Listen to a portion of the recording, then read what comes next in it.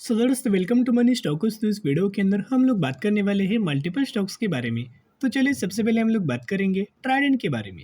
तो ट्राइडेंट का अगर आप आज के दिन का परफॉर्मेंस देखोगे तो ऑलमोस्ट हमें 5% की गिरावट ट्राइडेंट इस कंपनी के अंदर नजर आ चुकी है एंड 34 रुपीज़ के आसपास हमें कहीं ना कहीं क्लोजिंग नजर आ चुकी है। बेसिकली मैंने आपको याद होगा ऑलमोस्ट मैंने 2 से 3 दिन पहले आपके साथ ट्राइडेंट के बारे में वीडियोस क्रिएट करके शेयर किया हुआ था कि जल्दबाजी के अंदर करंटली निवेश करने की कोई बात नहीं है। करंटली अगर आप फ्रेश बाइंग करना चाहते हो तो मेरी राय बिल्कुल भी नहीं थी। मैंने आपके साथ वेट एंड वॉच करने के लिए बोला गया था क्योंकि एक उसके पीछे का एक रीज़न था कि मैंने एक बात आपके साथ शेयर किया था कि ट्राइडेंट के अंदर अगर आपको निवेश करना है ना तो सबसे पहले क्वार्टर टू का रिजल्ट देखना एंड उसके बाद निवेश करना। अभी ये रीज़न क्या था, इसके पीछे की वजह दोस्तों क्या था कि अगर आप ट्राइडेंट का क्वार्टर ऑन क्वार्टर बेसिस वाला परफॉर्मेंस देखोगे, ईयर ऑन बेसिस वाला परफॉर्मेंस देखोगे, वो परफॉर्मेंस बिल्कुल भी अच्छा नहीं था। इसी की वजह से मैंने आपके साथ बोला था बीच बीच में हमें ट्राइडेंट के अंदर तेजी आता है लेकिन फिर गिरावट होना हमें स्टार्ट होता है। कहीं ना कहीं जो गिरावट है उससे रिलेटेड हमें नजर आई है, उसी से रिगार्डिंग हमें नजर आई है। तो अभी भी दोस्तों मेरी राय वही है कि सबसे पहले आपको क्वार्टर टू का रिजल्ट देखना। अभी क्यों बार बार दोस्तों मैं आपके साथ क्वार्टर टू रिजल्ट देखने की बात कर रहा हूँ। चलिए एक एग्जांपल के बारे में हम लोग बात करेंगे। उससे पहले पिछले एक महीने का ट्रेडिंग का परफॉर्मेंस देखोगे तो ऑलमोस्ट हमें 11% की गिरावट पिछले एक महीने के अंदर नजर आ रही है। एज वेल एज पिछले 5 सालों का अगर आप ट्रेडिंग का दोस्तों परफॉर्मेंस देखोगे ना तो टॉप से लेके बॉटम तक अगर आप कैलकुलेट करेंगे तो 48% की गिरावट हमें ट्राइडेंट इस कंपनी के अंदर नजर आ चुकी है। अभी कंपनी का बिजनेस क्या है आपको पता होगा कि कंपनी टेक्सटाइल सेगमेंट से अपना बिजनेस रन करता है, पेपर्स के अंदर भी काम करता है एंड केमिकल्स के अंदर भी काम करता है। लेकिन सबसे ज़्यादा ट्राइडेंट अपना जो रेवेन्यूज है ना वो ट्राइडेंट टेक्सटाइल सेगमेंट से अपना जनरेट करता है। लेकिन आपको पता होगा ग्लोबल लेवल्स के ऊपर जो रॉ मटेरियल के जो प्राइजेस है ना उन प्राइजेस के अंदर लगातार दोस्तों बहुत ज़्यादा रॉ मटेरियल के प्राइजेस हमें बढ़ रहा था। तो अगर कंपनी के रॉ मटेरियल के प्राइजेस अगर दोस्तों बढ़ेंगे ना तो कंपनी का प्रॉफिट्स घटेगा, कंपनी का रेवेन्यूज घटेगा एंड ओवरऑल बेसिस के ऊपर कंपनी के अंदर ग्रोथ कम नजर आएगी। तो सेम तरीके से वही चीज हमें ट्राइडेंट के अंदर नजर आया। मैं आपके साथ एग्जांपल के बारे में बात करेंगे, ट्राइडेंट के पैरामीटर्स में आपके साथ शेयर करना चाहूंगा क्यों हमें निवेश नहीं करना चाहिए। कंपनी का अगर आप दोस्तों नेट प्रॉफिट देखोगे 144 करोड़ से घट के 131 करोड़ एंड 131 करोड़ से घट के 91 करोड़, यानी कि लगातार कंपनी का जो नेट प्रॉफिट है उसके अंदर हमें गिरावट नजर आई है।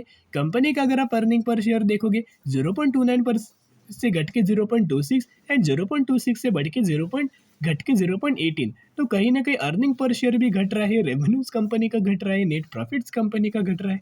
तो दोस्तों ओवरऑल बेसिस के ऊपर जो भी हमें फंडा आपके साथ मैंने शेयर किया है वो जेन्युइन फंडा था। अगर आपको दोस्तों जेन्युइन अगर लगा होगा ना तो अभी वीडियो को लाइक आप ये कर सकते हो। क्या होता है बहुत सारे लोग ये बोलते हैं कि सर फिर 34 रुपीज़ की कंपनी 70 रुपीज़ का लेवल्स हमें बहुत ही जल्द अचीव कर पाएगी। लेकिन दोस्तों ये कंपनी जब हमें 70 रुपीज़ का लेवल कब अचीव करेगी, जब company quarter on quarter basis अच्छा परफॉर्म करेगी, जब कंपनी ईयर ऑन बेसिस अच्छा परफॉर्म करेगी, जब कंपनी के पैरामीटर्स के अंदर जंप आएगा। फॉर एग्जांपल कंपनी का प्रॉफिट्स बढ़ेगा, कंपनी का रेवेन्यूज बढ़ेगा, कंपनी का अर्निंग पर शेयर बढ़ेगा, तभी कंपनी 70 नहीं 700 रुपये तक का भी लेवल्स हमें अचीव कर सकती है।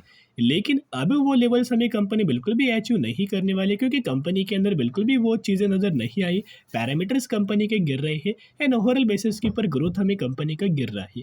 तो अभी अगर हम दोस्तों मानेंगे तो सबसे पहले कंपनी के अंदर वेट एंड वॉच करना, क्वार्टर टू का रिजल्ट देखना एंड उसके बाद निवेश करना। अगर दोस्तों ट्रेडिंग का क्वार्टर टू का रिजल्ट फिर से गिरता है ना, फिर ये कंपनी हमें 10 से 15 रुपए के भी आसपास हमें आती हुई नजर आ सकती है, ट्रेड करती हुई नजर आ सकती है। तो दोस्तों वेट एंड वॉच आप ये कर सकते हो। अभी बात करने वाले हैं विप्रो के बारे में। तो विप्रो का अगर आप आज के दिन का परफॉर्मेंस देखोगे तो ऑलमोस्ट हमें 2.5% की गिरावट विप्रो के अंदर नजर आया एंड कहीं ना कहीं कल के दिन हमने वीडियो विप्रो के बारे में शेयर किया था। उस वीडियो के अंदर मैंने आपके साथ बोला था कंपनी 380 रुपये के आसपास हमें कहीं ना कहीं एक हमें सपोर्ट दोस्तों ले सकते एंड कहीं ना कहीं उसी लेवल्स के आसपास हमें विप्रो इस कंपनी की क्लोजिंग नजर आया। लो विप्रो ने 282 रुपीज़ के आसपास हमें क्रिएट किया एंड 383 रुपीज़ के आसपास हमें कहीं ना कहीं क्लोजिंग विप्रो की नजर आ चुकी है।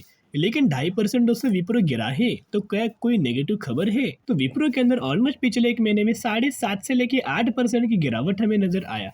अभी विप्रो के अंदर जो गिरावट है ना उसके पीछे का एक रीजन है। आपको दोस्तों ये डेटा मैंने आपके साथ कल के दिन शेयर किया था कि अमेरिकन मार्केट जैसे इंडियन स्टॉक मार्केट के अंदर विप्रो लिमिटेड नाम से कंपनी लिस्टेड है, वैसे न्यूयॉर्क स्टॉक एक्सचेंज के अंदर, डाउ जोन्स के अंदर, अमेरिकन मार्केट के अंदर विप्रो लिमिटेड एडीआर नाम से कंपनी लिस्टेड है। तो विप्रो लिमिटेड एडीआर जो कि न्यूयॉर्क स्टॉक एक्सचेंज के अंदर कंपनी लिस्टेड है अमेरिकन मार्केट के अंदर, उसके अंदर हमें कल के दिन 1.5% की गिरावट नजर आया हुआ था।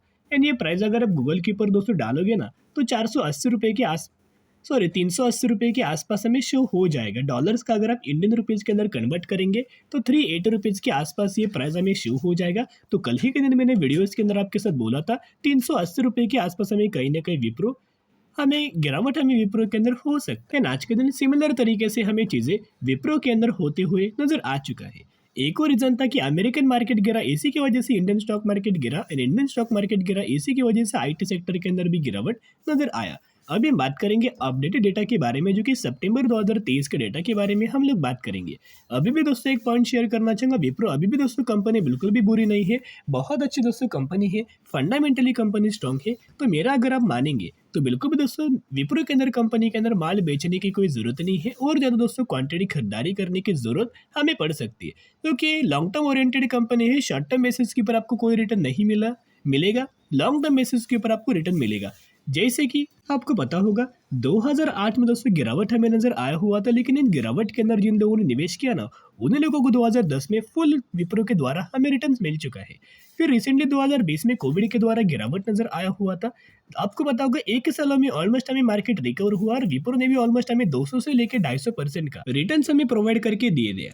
यानी कि कहने का मतलब इतना ही, अगर दोस्तों ये कंपनी गिरता भी है तो पेशेंस रख के आपको खरीदारी करना चाहिए, buy on dip strategy apply करना चाहिए।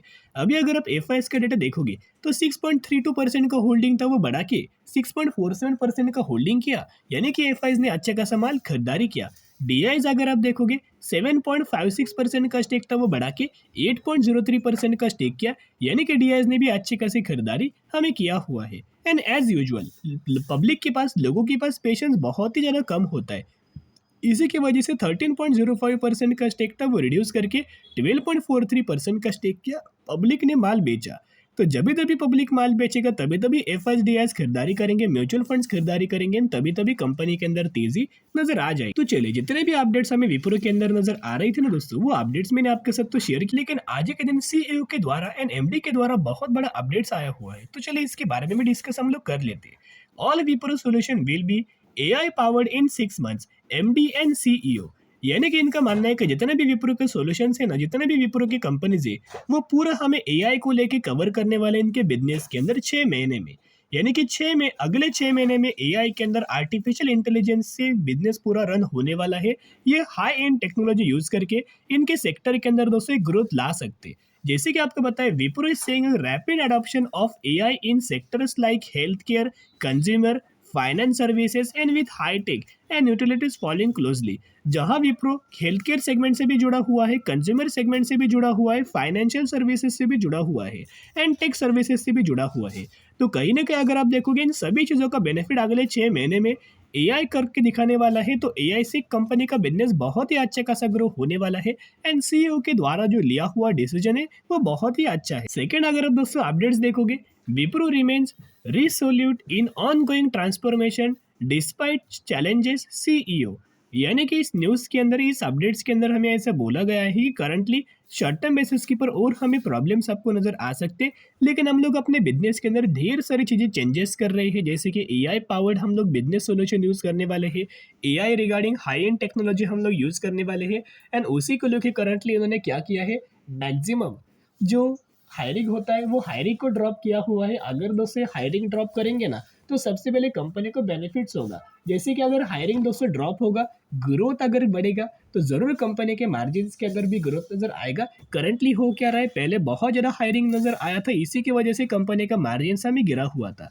तो मैक्सिमम IT कंपनीज यही करंटली टेक्निक अप्लाई कर रही है कि मार्जिन को बढ़ाने के लिए हायरिंग करंटली स्टॉप कर रही है, जो कि इस चीजों की वजह से विप्रो के अंदर जरूर हमें मार्जिन्स के अंदर ग्रोथ आने वाले कुछ क्वार्टर्स के अंदर नजर आ सकते हैं। तो चलिए अभी हम बात करेंगे टेक्निकल चार्ट पैटर्न्स के बारे में। यहाँ अगर आप देखोगे तो ऑलमोस्ट हमें विप्रो के अंदर दोस्तों एक ट्रेड लाइन नजर आई है, एंड ये है विप्रो का सपोर्ट। तो मैंने पहले ही शेयर किया था, अगर दोस्तों ये ट्रेड लाइन कि यहाँ से अगर दोस्तों विप्रो की ट्रेड लाइन अगर ब्रेकडाउन करता है ना, तो आपको विप्रो ऑलमोस्ट हमें 380 रुपये के आसपास आते हुए नजर आ सकते हैं। मैंने कल की वीडियोस के अंदर भी आपके साथ बोला था, कहीं ना कहीं इसी लेवल्स के आसपास हमें करंटली कंपनी ट्रेड कर रहा है। अगर दोस्तों मार्केट और ज़्यादा गिरता है ना, तो और हमें परेशानी IT सेक्टर की कंपनीज के अंदर हो सकता है। एक तो कंपनी ने बिल्कुल भी अच्छा परफॉर्म नहीं किया, एक तो नेगेटिव पॉइंट हुआ।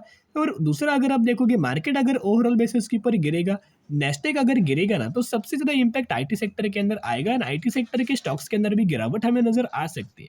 अगर मार्केट होल्ड करता है, यहीं से अगर तेज़ी आती है, तो ये बहुत ही अच्छी खासी बात हमें नज़र आ सकती है। यहीं से विप्रो के अंदर रिवर्सल फिर से नज़र आ सकता है। जितना गिरे उतना buy on dip strategy apply करके लंबे समय के लिए होल्ड करना, पैनिक लेवल फील मत करना। आने वाले 2 सालों में कंपनी 200 से 250% का तक का रिटर्न हमें बना के दे सकती है। अभी हम बात करने वाले हैं मारुति इंटीरियर प्रोडक्ट लिमिटेड के बारे में। 207 रुपए के आसपास ट्रेड कर रहा है, मैक्सिमम के अंदर 160% तक का रिटर्न बना के दे चुका है। अच्छी कंपनी है, डिसेंट कंपनी है। यही वो कंपनी जिस कंपनी ने 1:1 रेशियो का बोनस का अनाउंसमेंट किया। तो अगर आपके पास 1 शेयर होंगे तो 1 के बदले आपको 1 शेयर मिलने वाले, 10 के बदले 100 शेयर, 10 के बदले 10 शेयर इस कंपनी के अंदर मिलने वाला है। स्टडी करना, एनालिसिस करना, उसके बाद निवेश करने की कोशिश कर सकते हो।